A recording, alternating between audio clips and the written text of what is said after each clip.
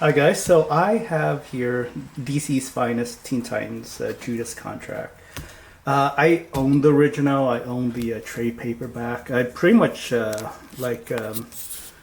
multiple versions of this, but I really wanted this particular edition. It's the world's finest, the DC's finest. The reason why is it's the first of its kind of, because it's actually DC's answer to the Epic collection, which Marvel has been really doing a great job with those. And this one has about 530-ish pages collected together. And it's everything from the Judas Contract up till the Hive, the end of the Hive, and kind of like the Deathstroke storyline kind of. But what I'm really fascinated in is, has this been updated from the Kindle app? So here's my Kindle app, and where is my Teen Titans? So the problem I have with this is this particular panel. Well, actually, let me make this a little better. Okay, so you can see Donna Troy's hair here. This is on a digital edition, okay? Let me move in. You see how it's like messed up with her face, and it's basically just a bad,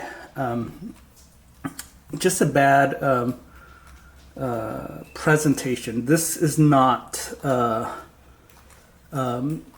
This digital copy looks like it's from an inferior copy, and kind of from an earlier time where maybe they did a terrible job on the digitization of the comics from the Judas Contract.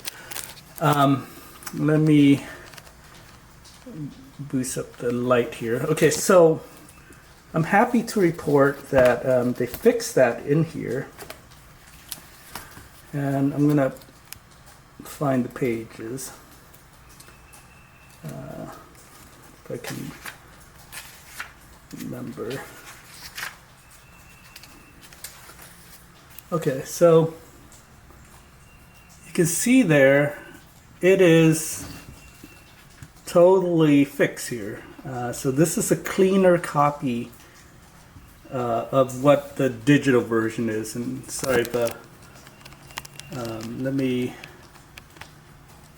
zoom in there. See how that's terrible? So it's the light difference, because the iPad actually gives off a lot of light.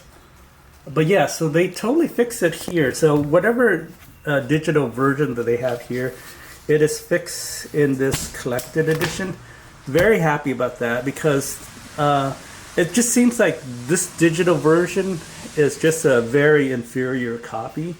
And I feel like the digital version is just bad. I mean, the color is off, the scanning is bad, the detail's not there. Stuff that's from like the 1980s that looks much better in print than it is in digital. So hopefully, if DC is smart, that they'll make a digital version of this available to purchase for cheap. I mean, I hate paying a lot of money for digital. So yeah, but this collection is great. If you're not familiar with this collection, it is on semi-glossy paper. It's about $40.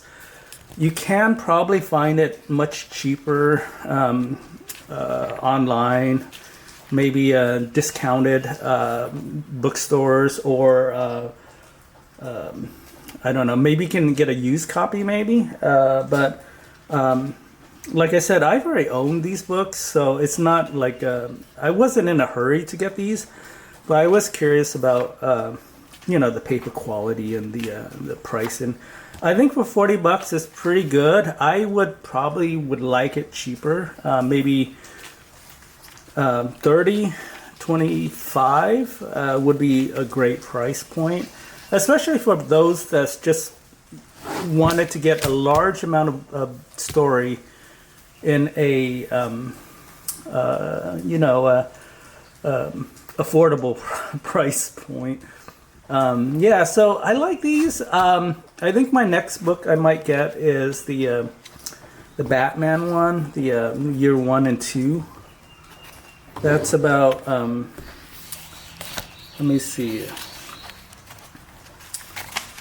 So yeah, so this is Batman Year 1 and 2 collected together. It's about 632 pages. $40, what a deal. I love the Frank Miller one, the Frank Miller Year 1. And of course the Todd McFarlane Year 2. I guess Alan Davis mostly, but Year 2 is fine too. But that seems like there is a problem with the getting the correct artists on board, or maybe on a schedule. So yeah, so here are the books that kind of highlight some of the cover art. So you got the first appearance of the Vigilante. We got the finale of the Judas Contract, and on here it kind of highlights the year, so 1983 to 1984. And then you can see from the rest of the year, they're going to collect 1938 to 2011 is so their cutoff timeline or something. But yeah, I like these. I might start a collection.